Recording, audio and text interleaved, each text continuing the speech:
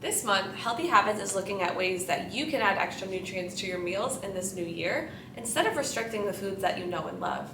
Check out last week's video for some tips and tricks, but today we're talking all about adding to your pizzas.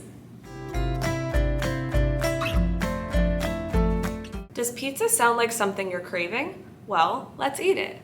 Before we eat, let's think of what we can add.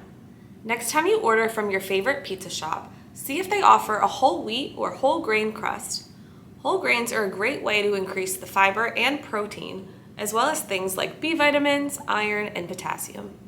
You can also try adding vegetables as a topping to provide even more fiber and other essential nutrients, or maybe as a side salad with your cheesy slice of pie. Lastly, try switching out your regular slices of pepperoni on top with grilled chicken instead. Grilled chicken contains much less saturated fat and is a higher source of lean protein. This is great for our muscles, joints, and even our bones.